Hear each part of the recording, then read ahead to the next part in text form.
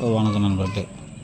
நம்ம இன்றைக்கி பார்க்க போகிறது வந்து நாகச்சேனூரில் வந்து ஒரு அற்புதமான முறை. இது வந்து ரொம்ப வெளிவராத ஒரு அபூர்வமான பாகம். இது வந்து லிங்கம் கட்டலாம், பாஷங்கள்லாம் சுருக்கிட்டு கட்டலான்ற மாதிரி, வீரம் கட்டலான்ற மாதிரி குறிப்பிட்டிருக்காங்க.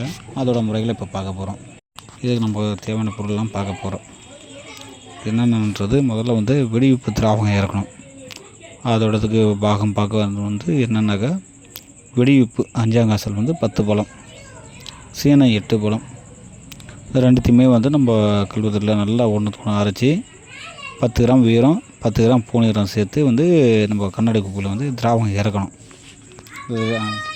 திராவகம் இறக்கவில் வந்து நம்ம காரமாக இருக்கணும். முதல்ல வர நீரை வந்து எடுத்து வச்சுங்க. அது வந்து நம்மளுக்கு வெண்கருன்ற மாதிரி இலகுவான புடம் போடுறதுக்கு ஆயத்துக்காக தேவைப்படும். நம்ம நடுநீரும் கடைநீரும் வந்து மெயினானது. அது வந்து நம்ம காரம் ஏறி இருக்கணும். ஒரு செம்பு தகடில் வந்து நடுநீரை வந்து வச்சு பார்த்தீங்கன்னாக்கா, செம்பு தகடு ஊடுருவ அளவுக்கு பொங்கணும். அப்போ தான் அது வீரியமாக இருக்காதுன்னு அர்த்தம். இப்போது பச்சை தண்ணி போல் இருந்தால் அது நம்மளுக்கு தேவையில்லை. அது இருந்து 2ஆவது தடவை விட்டுருங்க. அப்போது திருப்பியும் வந்து இப்போ பத்தலாம் மடக்கி வடிக்கலாம். இது வந்து முதல் ஸ்டெப்பு.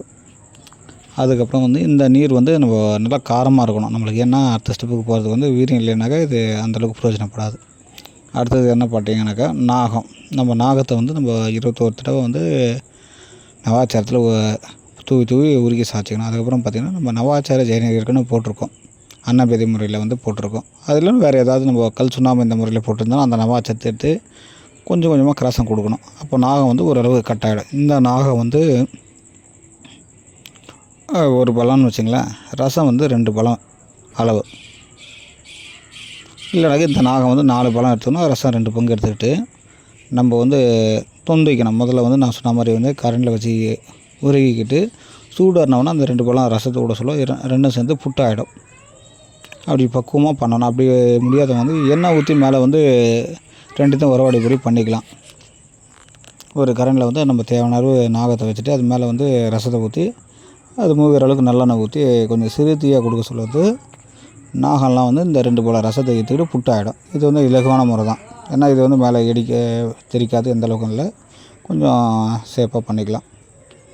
இதுக்கப்புறம் எடுத்திங்கன்னா இதை வந்து நாகரச புட்டை வந்து நல்லா கல்வத்தூர்லேருந்து அரைக்கணும். இதுக்கு வந்து நம்ம 2 பழம் வீரம் நம்ம சொன்ன மாதிரி வந்து இதையே வந்து 2 பங்காக பிரிச்சுக்கணும். முதல்ல போட்டு நல்லா அரைச்சி அதில் இருக்க நீர் கசையெல்லாம் தனியாக எடுத்துக்கணும். திருப்பியும் வந்து இதே போல் வந்து இதை நல்லா அரைக்கணும். அதில் இருக்க நீர்லாம் ஃபுல்லாக வந்து தனியாக எடுத்துங்க. இந்த நீர் வந்து எதுக்காவது யூஸ் ஆகும். பிற்காலத்தில் வந்து கட்டு முறைக்கு இல்லை இலகியமான புடம் போடுற முறைக்கு இந்த நீர் பயன்படும். அதுக்கப்புறம் பார்த்திங்கன்னா, நம்ம வந்து இறக்கி வச்சுருக்க இந்த திராவகம் இருக்குது பாருங்கள், அதில் வந்து இதை போட்டு திருப்பியும் வடிக்கணும். கொஞ்சம் கொஞ்சமாக இதை போட்டு நீராகிடும். முதல் பங்கில் இது வந்து 2 பங்காக போட்டுச்சு. முதல் பங்கு நீராக்கணும். போட்டு கரைஞ்சிட்டு எல்லாம் நீராக திராவகம் வடிக்கணும். இந்த திராவகம் வடிக்க சொல்லி வந்து சிறு தீயாக தான் வடிக்கணும். ஏன்னா வெளியில் புகை போகாமையும் பக்குவம். ஏன்னா இது வந்து நாகரசம்லாம் இருக்குது, வெடிச்சிடும். கொஞ்சம் கேர்ஃபுல்லாக பண்ணணும். அப்போ திராவகம் இறக்கி 2ஆவது பங்கை திருப்பியும் அரைச்சி வச்சுருக்கிறதையும் போட்டு 2 தடவை திராவகம் இறக்க சொல்ல வந்து இது வந்து நல்லா கடுமையான திராகமாக இருக்கும்.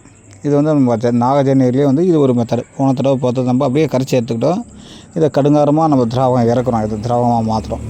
இதில் என்ன சொல்கிறாருன்னா, ஐயா வந்து லிங்கம் மெழுகாகன்றார். இதனால் வேதைக்கு பழகாகும். இது வந்து நம்ம தாளகத்தை சுருக்கிட கட்டும், வீரத்தை சுருக்கிட மெழுகாகும்ன்ற மாதிரி எல்லாமே இதில் வந்து கட்டும். செம்பில் வந்து அணுமாற்றம் ஏற்படுன்றாங்க.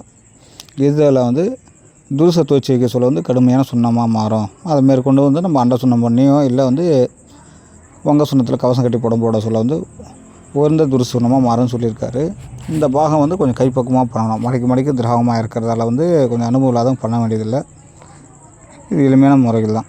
இது வந்து ஐயாவோட பதில் இருந்தது. நன்றி, வணக்கம். சென்னையிலேருந்து பாஸ்கரன்.